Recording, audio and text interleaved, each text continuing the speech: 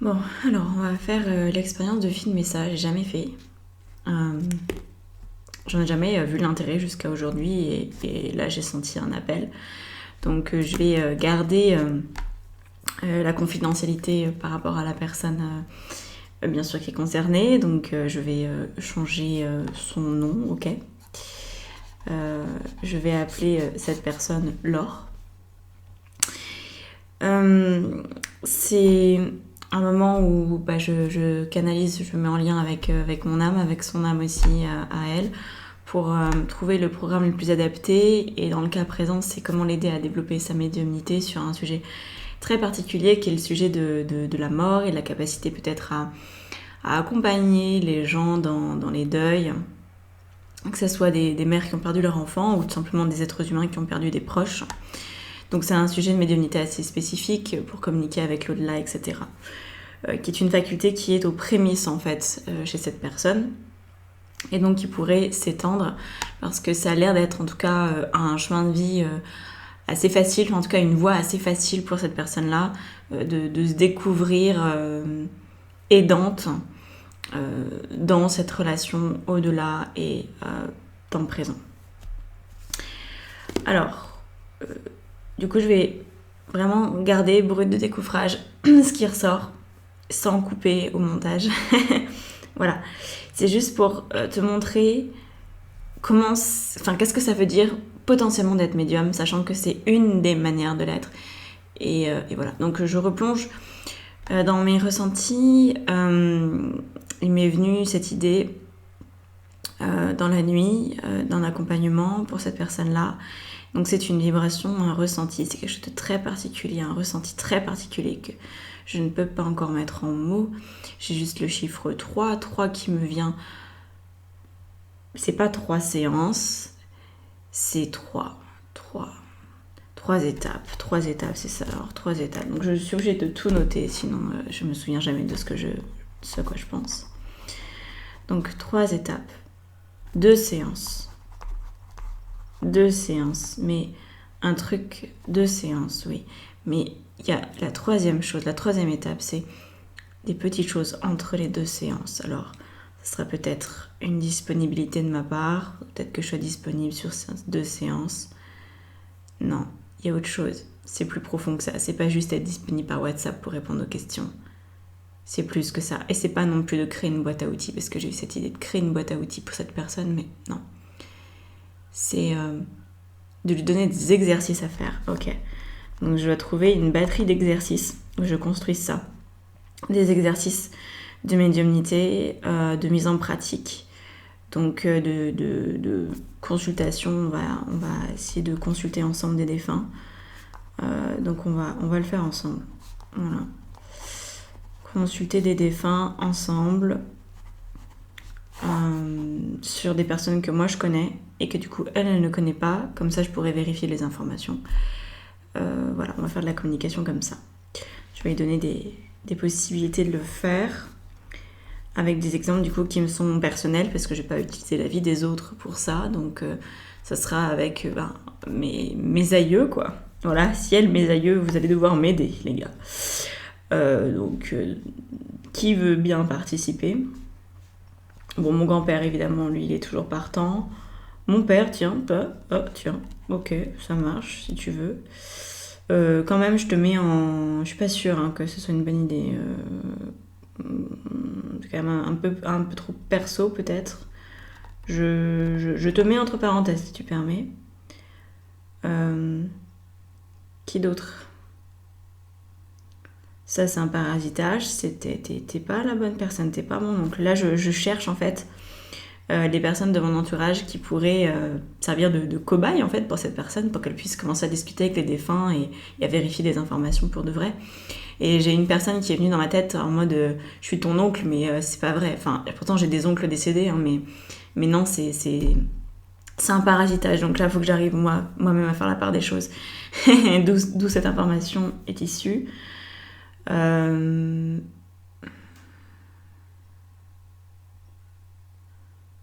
Ok, j'ai une de mes grand-mères. Ok. Ma grand-mère. Ça, c'est pas mal. c'est pas mal. Et mon autre grand-père. Ouais, non, il y en a 4 qui sont partants là, enfin 3 et demi. Ok, donc ces personnes-là, on va pouvoir les inclure dans la séance par étapes. On va pouvoir faire des communications un petit peu de la même manière qu'on peut faire des communications animales en fait, avec des exercices, avec des questions clés. Ça permet d'affiner les ressentis, ça permet de rentrer en contact avec les défunts et tout ça d'une manière sécurisée, comme là je vais être en backstage de cette personne quand elle va connecter avec les défunts, enfin avec mes défunts du coup. Ok, donc ça c'est ce qu'on va faire entre les séances, ça c'est nickel, c'est ficelé. Ensuite les deux autres, donc les 2 séances, est-ce qu'il y en a une en présentiel? La première, enfin en présentiel, en distanciel mais on se voit. Donc la première séance, elle va être par Zoom. Ouais, elle va durer 1h30, voire 2 heures. On va aller faire une forme d'hypnose. Donc je fais de l'hypnose de régression, je fais des hypnoses érectioniennes, je fais des hypnoses... Enfin bref, je fais plein de types d'hypnose. Et là, c'est une forme d'hypnose humaniste, bien sûr. Ça, c'est toujours... Je fais toujours de l'hypnose humaniste, ça c'est la base. On respecte le libre arbitre, il n'y a pas d'injonction forte au niveau de l'inconscient. Ok. Ouais, je pense que ça peut être bien de faire ça comme ça. Une hypnose. Mais je sens que j'ai pas encore capté le message de fond. Une hypnose, oui, mais... Donnez-moi le ressenti, là, parce que je l'ai pas. Le ressenti de à quoi ça ressemble, à quoi ça fait ressembler cette hypnose. Sur quel axe on l'amène. Ah, ok. Ok. Donc ça amène sur la peur de la mort et de la confrontation à la mort. Donc on va travailler là-dessus. C'est vrai que cette personne m'a évoqué que dans son plus jeune âge, elle avait eu la possibilité de faire des tables qui tournent, utiliser la planche Ouija et tout, qui sont des pratiques, attention, hein, vraiment attention, hein, ne faites pas ça tout seul, et si jamais vous le faites un jour, et ne le faites pas tout court si vous pouvez ne pas le faire, parce que c'est pas forcément une manière des plus safe de le faire, donc bon voilà. Et en fait elle avait peur justement de voir, de percevoir, donc là je sens qu'il y a... Oui, c'est ça en fait. Par rapport à cette hypnose, c'est important de modifier le rapport à la mort, parce que moi j'entends les défunts, parfois je les vois, mais je suis pas non plus polluée par ça en permanence. J'ai une certaine maîtrise. C'est même pas que de la maîtrise, c'est qu'en fait les morts ne se montrent pas forcément tels qu'ils ont été. C'est juste la sensation qu'il y a quelque chose, mais on n'est pas obligé de voir de la même manière qu'il y aurait une personne, la pile en face de moi. Ça c'est, je pense, beaucoup les films qui ont les films sur ces sujets-là fantastiques, qui ont détourné, déformé la réalité, mais en vrai, pour voir des morts depuis toute petite, les morts, en tout cas moi je ne les perçois pas comme la personne habillée comme elle était dans son ancienne vie, entourée d'un halo de lumière ou je sais pas quoi. Moi j'ai jamais vu ça. Voilà, je vois l'autre tel qu'il veut se montrer, c'est très différent, et ce n'est absolument pas quelque chose que je perçois avec mes yeux humains. C'est plutôt une image mentale, une image énergétique. Donc voilà, faut arrêter certainement de projeter qu'on va voir quelqu'un dans un fauteuil, etc. Oui, parfois on le voit, mais c'est extrêmement rare et c'est mauvais signe dans ces cas-là. Ça veut dire que la personne a pris tellement de place, que son corps éthérique est encore tellement présent qu'il faut vraiment faire quelque chose. Et la plupart des morts ne sont pas comme ça. Donc bon voilà, bref. Faut revoir en fait qu'est-ce que ça veut dire être médium et percevoir les morts. Je crois que c'est là-dessus. Donc c'est une histoire de croyance. Et puis on voit qu'il y a il y a quelque chose qui me bloque en fait là. Là je sens qu'il y a un plafond de verre. Mais si c'est pas comme ça, comment est-ce que... Oui c'est ça, c'est qu'il y a un manque de confiance. C'est que cette personne pense peut-être, en tout cas c'est ce que je perçois, faudrait que je vérifie avec elle, mais que si elle ne voit pas pour de vrai, comme avec ses vrais yeux, la personne décédée, alors elle ne peut pas faire confiance à son ressenti. Donc là il y a une problématique de confiance, voilà, d'où ça vient, quoi. Est-ce que je peux faire confiance? Est-ce que c'est vraiment quelqu'un de décédé? Dans quelle mesure est-ce que les messages qui me sont transmis sont justes, etc. Et c'est des questions complètement légitimes à se poser. Mais ça crée du coup un plafond de verre pour cette personne-là. Donc là, il y a un plafond. Ok. Il y a un plafond qu'il va falloir doucement pousser. Hein. On va pas forcément faire éclater le truc. Mais voilà, on va pousser. Et puis après, on fera les exercices au fur et à mesure entre les 2 séances pour décoincer petit à petit. On va venir faire jouer ça. Et voilà. Et alors, la deuxième séance, du coup, l'étape finale. Alors, l'étape finale, on me dit 1 heure. Ok. 1 heure. On m'envoie le mot préparation. Alors quand je dis on, c'est pas un truc de je sais pas d'où, hein. C'est mon âme en fait qui me parle. Moi je travaille, j'ai arrêté de travailler avec des tiers. Je travaille parfois avec mes aïeux. Si tu m'as déjà eu en guidance, potentiellement j'ai pu te faire un soin et souvent je demande à mon grand-père parce que c'était quelqu'un qui savait y faire quoi c'était un guérisseur, voilà. Il avait des capacités importantes. Je demande pas à mon père parce que la relation de lui à lui est encore trop compliquée dans l'au-delà, donc il n'est pas disponible pour que je lui demande. Puis bon, il l'a fait de son vivant, bien sûr, tout ça, mais il n'est pas encore dispo, tout simplement. Donc voilà, en fait, en gros, je travaille avec mon grand-père. Je travaille avec mon âme, mais je ne considère pas avoir vraiment de guide. En fait, je considère que c'est moi mon guide. Ça m'évite beaucoup de pièges. Parce que du coup, je me connecte à ma source, qui est aussi infinie que la source des guides potentiels. Sauf que les guides, faut vérifier que c'est bien des guides, qu'il faut vérifier que c'est pas des entités qui veulent s'amuser avec toi. Enfin, il y a tout un tas de vérifications, en fait, qui sont beaucoup plus complexes à faire que juste apprendre à se faire confiance. Et apprendre à se faire confiance, ça ouvre sur un monde qui est quand même vachement plus vaste et vachement plus sécurisé. Donc voilà, c'est comme ça que je procède. Ok. Donc là, c'est la séance, c'est une préparation. Une préparation. Quel type de préparation c'est?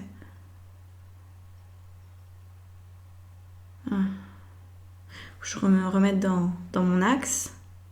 Tout de suite, dès qu'on parle, dès qu'on a tendance à partir sur les côtés, s'éparpiller. Enfin, moi, en tout cas, c'est comme ça que ça fait. Donc, je dois me rassembler. D'accord. Et je reviens au premier ressenti. Premier élément qui a déclenché cet accompagnement. Ok, j'y suis. Donc, on est à 1 heure. On va faire une préparation.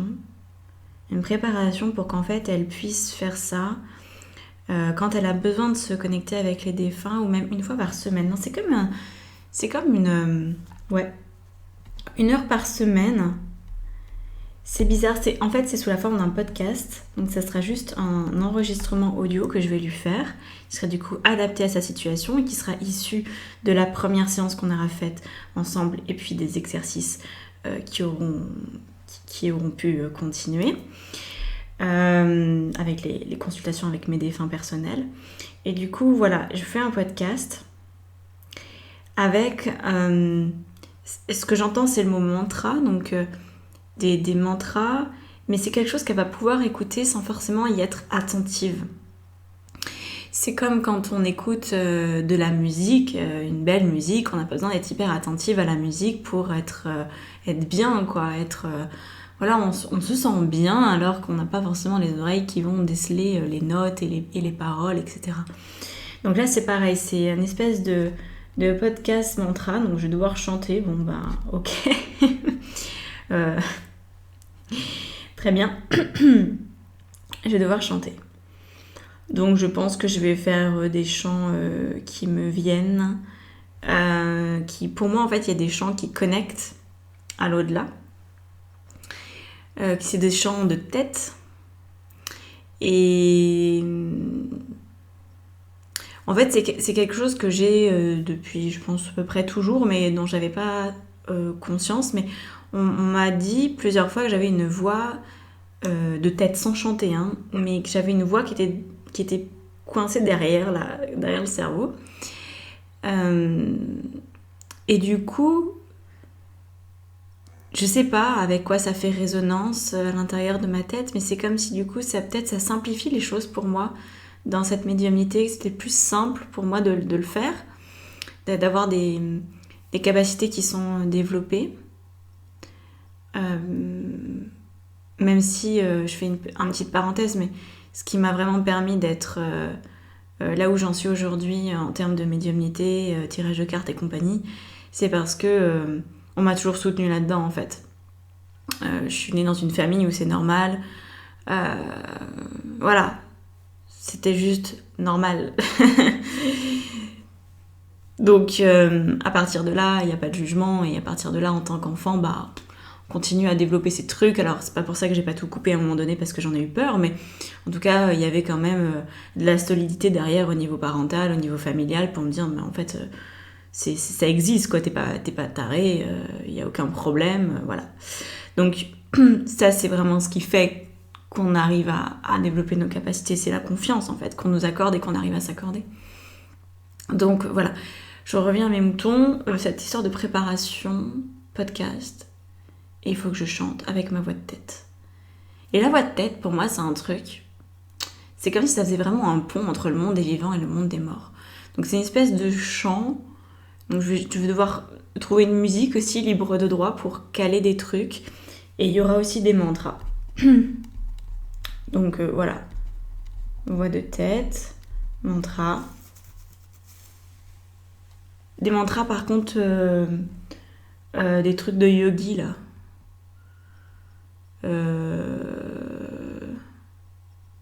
Ouais, des trucs de yogi, il faut que je les trouve parce que je les connais pas tous. Très clairement, il y en a tellement. Je suis pas une yogi dans l'âme. Je connais quelques trucs du yoga, mais je fais des retraites bouddhistes, etc. Mais je retiens pas en fait. Je trouve ça très compliqué. Le sanskrit, ça me passe. J'y arrive pas. Mais je sais que la vibration de certains mots sanskrit sont tellement puissants. Ah oui, d'accord. Il faut que je lise un passage. Ah, c'est ça. Il faut que je lise un passage de la vie des maîtres. Hein. Ça, c'est ma Bible. Ok, donc que j'inclus tout ça. C'est un espèce de melting pot de plein de trucs, plein d'extraits, plein de machins, qui sont censés, au fur et à mesure qu'elle va l'écouter, donc je vais lui recommander de l'écouter une fois par semaine, même elle peut faire la vaisselle en même temps, elle peut conduire en même temps, on s'en fout, en fait, ça ne va pas être distrayant, être hypnotisant. C'est juste pour que son inconscient, son cerveau, commence à switcher, commence à changer de réalité et commence en fait à vivre, peut-être pas en permanence, mais en tout cas à réussir à switcher très facilement entre le monde des vivants, le monde des morts, réussir à ouvrir cet espace et à le refermer. Et d'ailleurs, je vais rajouter ça, comment on appelle ça, du mapping là avec Perelandra. Je sais pas si tu connais Perelandra, c'est des jardins en Floride. J'ai découvert ça il y a plusieurs années, je sais pas, au moins 10 ans. Et en fait, c'est une nana qui a créé un jardin en parlant avec les devas. Et du coup, elle a créé des protocoles d'ouverture de séance et de fermeture. Parce qu'en fait, si tu fermes jamais, tu reviens pas vraiment là, quoi, sur Terre. Et t'as toujours une partie de ton énergie, de ton corps astral qui fait sa vie quelque part. Et donc ça peut créer pas mal de problèmes sur du long terme. Et donc je vais m'inspirer de ces protocoles pour ouvrir la séance, pour fermer et pour donner aussi alors toutes les possibilités de vraiment cadrer en fait ces accompagnements par la suite. Pour pas se faire déborder, pour avoir une vie normale, parce que je me souviens... oui, c'est encore un peu récurrent, mais quand je fais pas gaffe, en fait, quand je suis encore un petit peu trop dans mes guidances, dans le tarot et tout, et par exemple que je vais dans un lieu, je sais pas, un resto, un hôtel, un truc où il y a eu du monde, tu vois, qui est passé par là, un hôpital, c'est même pas la peine. Heureusement, je ne vais jamais à l'hôpital, merci. La vie, je n'ai jamais eu besoin d'y aller véritablement. Donc, j'évite de toute façon ce genre d'endroit, c'est absolument catastrophique en termes de nombre de morts et d'énergie qui sont glauques là-dedans. Mais même un restaurant, tu vois, même un endroit qui est plutôt gai, il y a des restes énergétiques en fait. C'est tout à fait normal qu'il y ait des restes énergétiques. Mais le truc, c'est que quand on ferme pas complètement la bulle dans laquelle on était quand on était en séance, après, on continue de percevoir des choses et ça... Enfin, moi, ça me saoule, en fait. Disons que ça rend la vie trop atypique.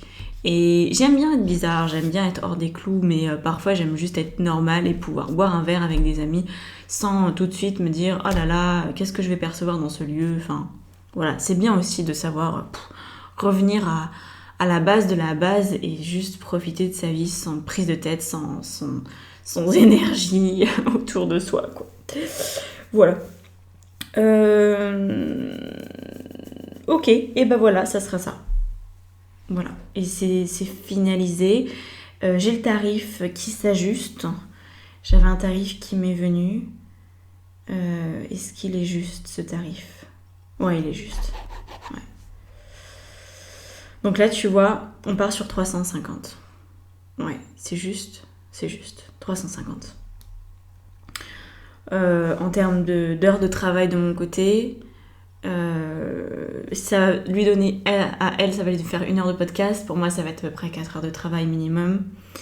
La séance, l'hypnose, il faut que je la prépare aussi en amont. Elle m'a demandé une demi-heure de préparation, après 1h30, 2 heures avec elle. Et les étapes entre les séances, tu vois, les étapes où on va communiquer avec les défunts, bah, ça va être de mon temps forcément à chaque fois, et ça va être aussi du temps de canalisation. Donc non, 350 c'est même très très honnête en fait quand j'y réfléchis, parce qu'habitude je suis payée 100 € l'heure, donc là on est très clairement, même en termes de temps de travail, on est au-delà. Donc en fait quand ça arrive, moi je discute pas les prix que je ressens. Ça pourrait être 550, on pourrait aller jusqu'à 550, mais il y a aussi l'opportunité, la possibilité que le podcast puisse servir plus tard à quelqu'un d'autre. Donc en fait, tu vois, quand c'est comme ça, quand je me dis, ok, le prix là, il est tout juste. Franchement, en termes de temps passé, en termes de... C'est tout juste, tout juste. Oui, c'est ça. Mais si ça peut profiter à quelqu'un d'autre plus tard, si je peux l'intégrer plus tard dans un autre programme, alors pourquoi pas. Et je pense d'ailleurs que je vais reprendre... J'avais un programme sur les défunts que j'avais fait, oula, ça fait longtemps, en juin 2018. Pouf! Oh, j'avais fait tout un truc, c'était super bien. J'avais adoré faire ça. Il y avait eu pas mal de monde qui s'était inscrit en plus. Ça avait beaucoup plu. Je me souviens de l'engouement. Je l'avais fait avec une copine graphiste en plus, illustratrice et tout, qui m'avait fait les choses bien. C'était chouette. Et ouais, on avait fait ça ensemble. Je sais pas. À la suite de cette vidéo, peut-être qu'il y aurait des personnes... Je pense que c'est peut-être pour ça en fait que j'ai filmé ce moment-là et pas un autre moment, parce que c'est quelque chose que je fais tous les jours, de construire des programmes pour les gens. Enfin, c'est mon taf, quoi. Mais c'est la première fois que je ressens l'envie de le filmer. Donc est-ce qu'en fait, le truc des défunts, ça plairait pas à plein de gens? Dites-moi, est-ce que ça pourrait vous plaire de faire la paix avec vos défunts, d'avancer dans vos deuils personnels, que ce soit le deuil d'un enfant, que ce soit le deuil d'un conjoint, d'un ami, de votre chien? Faut pas minimiser, même un animal de compagnie, c'est important. Donc je me souviens que j'avais fait un travail pour faire son deuil déjà personnellement. J'avais fait une vidéo pour le nettoyage des lieux et des objets. J'avais fait des hypnoses. J'avais dû faire... je sais plus. Ça fait trop longtemps, ça fait 4 ans. Ça fait 4 ans. Je me souviens plus, mais voilà. Est-ce que ce genre de choses-là, ça pourrait te plaire, ça pourrait être... sachant que ça sera pas du coup à 350, parce que si c'est un truc que je peux vendre à pas mal de personnes, pour moi c'est assez vite rentable, donc je peux mettre un prix beaucoup plus bas que ça. Je crois qu'à l'époque, je l'avais vendu, je sais plus, 30, 50 €, quelque chose dans cet ordre-là, voilà. Donc voilà, dis-moi si ça te plaît. Combien est-ce que tu es prêt à mettre dans ce programme-là aussi? Voilà. Je m'attendais pas du tout à faire cette vidéo ce matin et c'est génial. C'est génial. Bon. Et ben maintenant il me reste plus qu'à en parler à ma cliente, c'est quand même la principale intéressée. Je vais voir si elle est d'accord ou pas. Et puis voilà, quoi qu'il en soit, cette vidéo sortira certainement. Je vais lui demander quand même son accord sur le principe, même si bon, j'ai tout changé, donc il n'y a aucune possibilité de savoir de qui il s'agit. Voilà, Je te dis à bientôt. Si mon contenu te plaît, n'hésite pas à t'abonner. Cette vidéo était complètement hors des clous, hors de d'habitude, plutôt sous la forme d'un vlog professionnel. Voilà. Au moins, t'as vu l'intérieur, t'as vu le derrière les coulisses. Et parfois, c'est intéressant aussi de se rendre compte de concrètement comment ça se passe. Voilà. Et je termine à 11h11. Magnifique. Ciao, ciao.